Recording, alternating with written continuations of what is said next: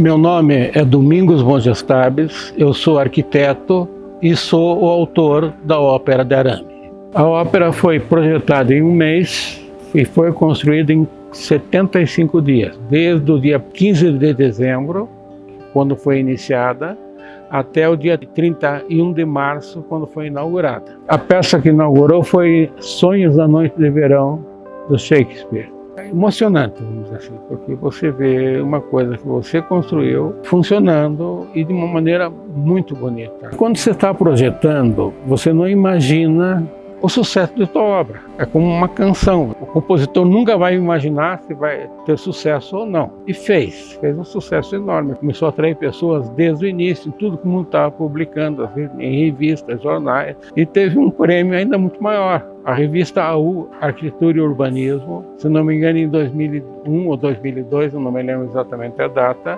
leitores da revista AU escolheram a ópera como uma das 10 obras mais importantes da arquitetura brasileira no século XX. Não desmaiei, mas a ópera é o tipo da obra que você quer construir. Você sonha com sair da universidade e pegar um projeto desse tipo. E realmente é uma contínua emoção. Às vezes quando eu vejo fotos, quando eu venho aqui de vez em quando, aliás, eu venho aqui de vez em quando, me misturo no meio do povo para ouvir os elogios. É muito emocionante.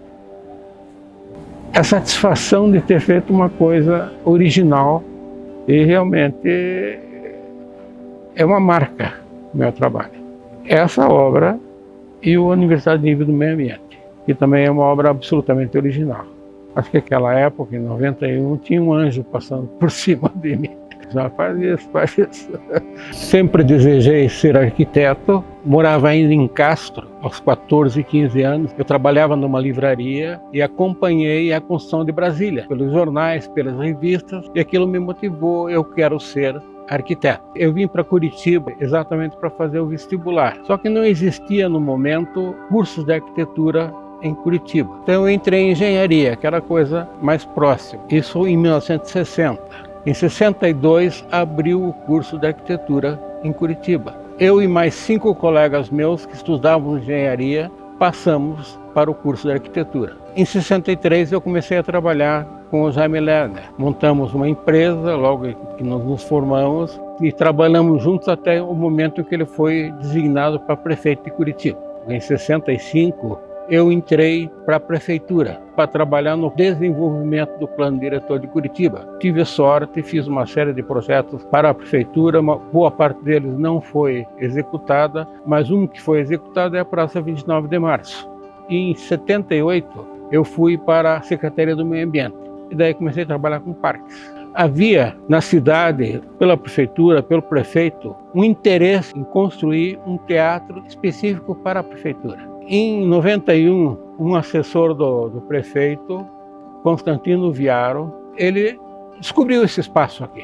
Já era utilizado na Pedreira Superior. E o mesmo Constantino sugeriu ao prefeito que se construísse o teatro aqui. O prefeito, na época, o Jaime Lerner, me chamou. Eu, quando cheguei a primeira vez aqui, nesse espaço, fui designado para fazer o projeto e eu fiquei impressionado. Era uma coisa fantástica. Tinha um paredão de pedra de 15 metros do lado, tinha um bosque secundário do outro, um bruto de um poço abaixo de mim. A primeira ideia que me ocorreu foi, não pode ser um teatro convencional. Tem de trazer a paisagem do entorno para as paredes do teatro. A ideia era fazer transparente. A única maneira de fazer isso era ter uma estrutura muito leve. Adotamos daí usar tubos de metal. Quem senta na ópera vê a paisagem. Ela foi feita para ser um espaço aberto.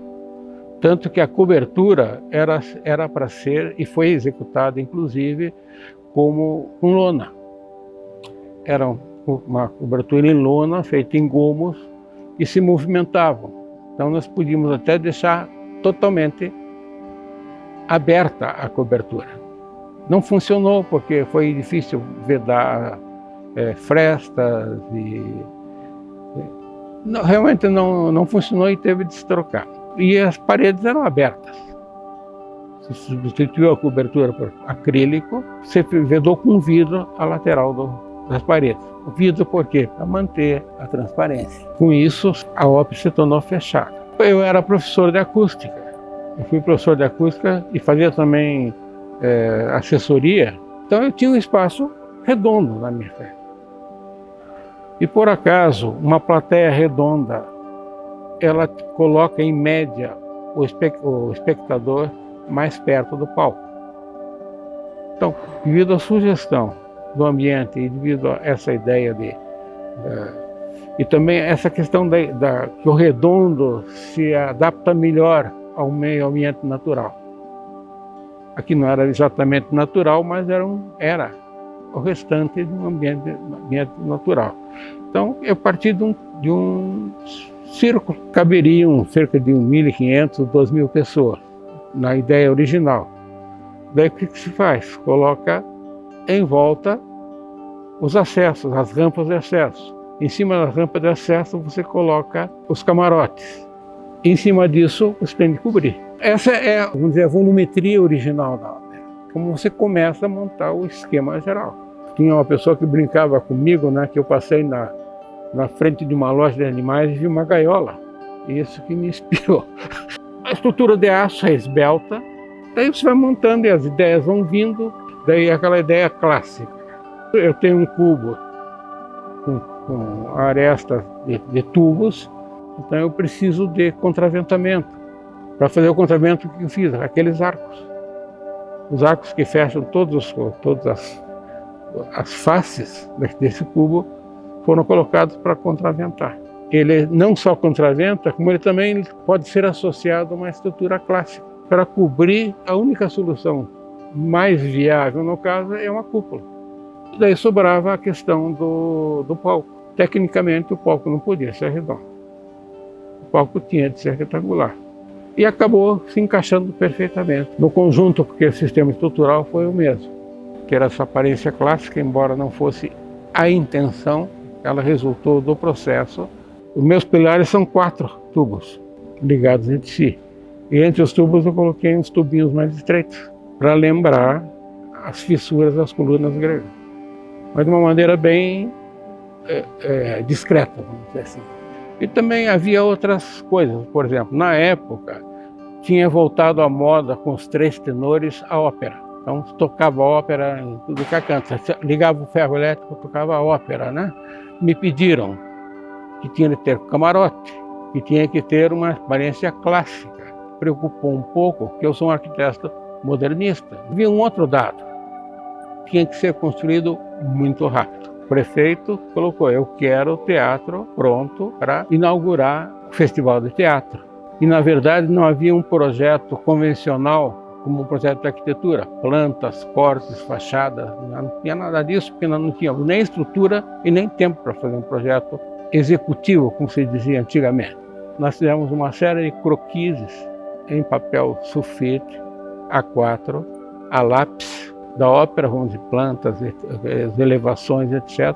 Esses desenhos foram levados ao calculista Jefferson Alcântara. Na época eu já trabalhava computadores, nós ainda não trabalhávamos, e esse projeto foi licitado. Se veja bem, nós tínhamos de fazer o projeto e tínhamos de fazer a licitação da obra. Esse processo correu, deu certo, e em dia 15 de dezembro começou a obra. Venceu a licitação a Emadel, que era uma empresa especializada em construção metálica. A Emadel detalhou todo o projeto, todas as peças, peça por peça do projeto, fez uma pré-montagem na própria indústria e remontou finalmente aqui na ópera. Foi um trabalho de artesão, de minúcia, de tomar cuidado para que as coisas num espaço tridimensional se encontrassem, e naquela época nós não tínhamos computador, tinha que ser feito na mão. Para você ter uma ideia, tem até tese de mestrado e doutorado com a ópera de Arame. Durante a construção, tinha que criar barreiras para as pessoas não entrarem. Estava sendo publicado em jornais, em revistas de arquitetura, então ela chamou bastante atenção. Com isso, começou a haver demandas. inicialmente para formaturas e depois para shows, peças de teatro, muita visitação, se tornou um ponto turístico também. Curitiba é uma cidade fora do comum. Primeiro, por ser uma cidade planejada. Em segundo lugar, porque desde o início do processo de planejamento da cidade, que foi feita por técnicos altamente qualificados, em pesquisas nós sabíamos que a maior parte dos curitibanos ficavam em casa, vendo televisão e não usufruindo da cidade. O único parque na época era o passeio público. Então havia essa ideia desde o início de que nós precisamos tirar as pessoas de casa. Então começou a se criar, se pensar em espaços públicos, começou a se analisar, por exemplo, a existência de bosques dentro da área da cidade. Havia também problemas de saneamento que precisavam ser resolvidos. Então essas coisas foram se somando e gerando parques. E a coisa deu tanto certo que continuamos a fazer isso. A ópera é o resultado dessa política. Criou um atrativo turístico para a cidade. E não só turístico para a cidade, mas também com uma imagem, até mesmo internacional, de uma cidade ecológica. Então, é uma cidade que vale a pena ser visitada. A ópera, em especial, por suas características únicas, pelas todas as atividades que comporta.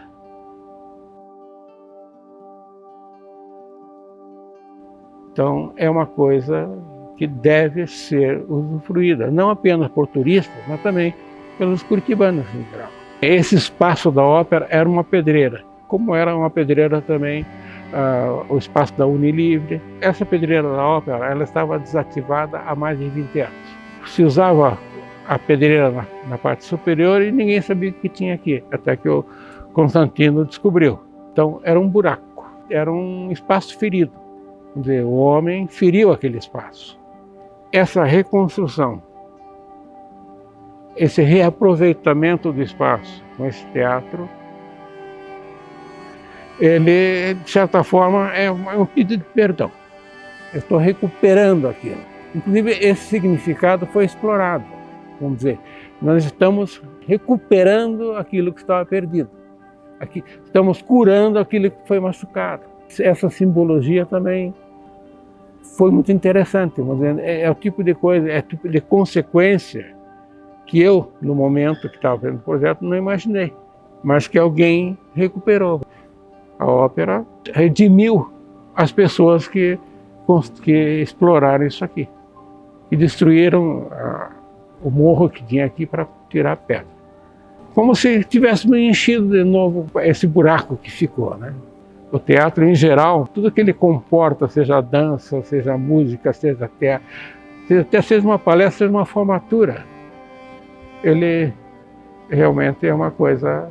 Acho que de todos os edifícios, eu acredito que é o mais importante, talvez tão importante como uma igreja, como expressão cultural dentro de uma comunidade, de uma cidade, de um país.